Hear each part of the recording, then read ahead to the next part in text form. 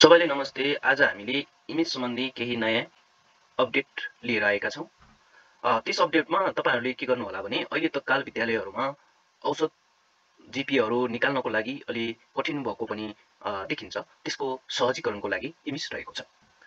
Image सहजीकरणको लागि रहेको हुँदा इमेजबाट हामीले कसरी औसत रिपोर्टहरू निकाल्ने भन्ने कुराहरूमा हामीले जान्न गइरहेका छौँ।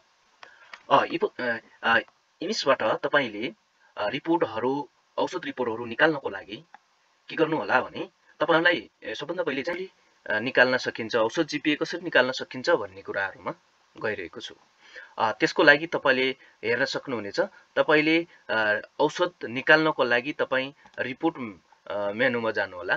रिपोर्ट मेनुमा गएर तपाईले यसबाट विभिन्न थरीको मेनुहरु रहेको छ। यो मेनुहरु मध्येमा तपाईले अहिले अरु मेनुहरुलाई हेर्न छोड्दिनुहोस्। सिधा हामीलाई आवश्यक परेको मेनु चाहिँ कुन हो त्यो मेनुलाई हामीले हेर्ने छौं।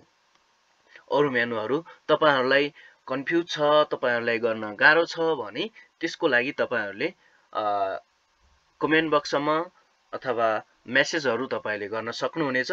त्यही आधार मानेर हामीले त्यस्तै भिडियोहरु बनाउने नै छौं तपाईहरुको सल्लाह सुझाव अनुसार। र त्यसैगरी अब रहेको छ औसत रिपोर्ट। औसत रिपोर्ट निकाल्नको लागि जस्तो औसत जिपिए निकाल्नको लागि एभरेज रिपोर्ट भन्ने अप्सन तपाईले देख्न सक्नुहुनेछ। यसमा क्लिक गर्नु होला। यसमा क्लिक गरिसकेपछि तपाईहरुले साल छनौट गर्नु होला। 81 साल। कक्षा कति हो तपाईले मानौं कक्षा 6 गरेर तपाईले लोड गर्दिनुहोस्। यति लोड गरिसकेपछि तपाईहरुले यहाँ जिपिएहरु देख्न सक्नुहुनेछ। मेल, फिमेल र टोटल।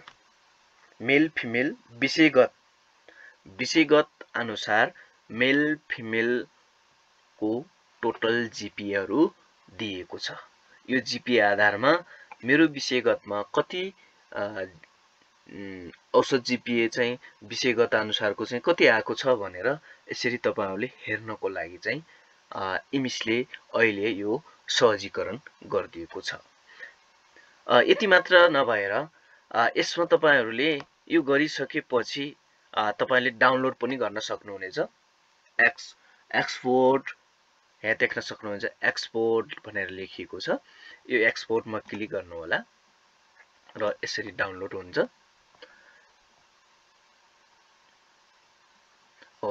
यसरी डाउनलोड हुँदा तपाईले विषयगत अनुसार जिपिएहरु यहाँ देखिन्छ।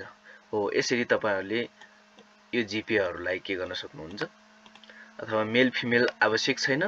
टोटलमा एभरेज टोटलमा कति चाहिँ आएको छ जिपिए भनेर, औसत जिपिए कति आएको छ भनेर तपाईले त्यसै पनि गर्न सक्नुहुनेछ। यसरी डाउनलोड गरे तपाईले प्रिन्ट गरेर आफ्नो विषयगत औसत हेर्न सक्नुहुनेछ। यति गर्नुभयो भने तपाईहरुलाई केही सहजीकरण हुन्छ होला जस्तो लागेको छ।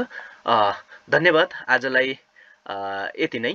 अरु तपाईहरुलाई अरु मेनुहरुमा त्यस्तो कुनै समस्या छ भने त्यो मेनुहरुमा पनि तपाईहरुले सकभर आफै प्रयास गर्नु होला। सकिदैन कतै समस्या छ भने त्यस्ता मेनुहरु छन् भने तपाईहरुले मेसेज, कमेन्ट अथवा तपाईहरुले सम्पर्क गर्न सक्नुहुनेछ। त्यसको लागि केही सहजीकरण नै गर्नेछौं। धन्यवाद।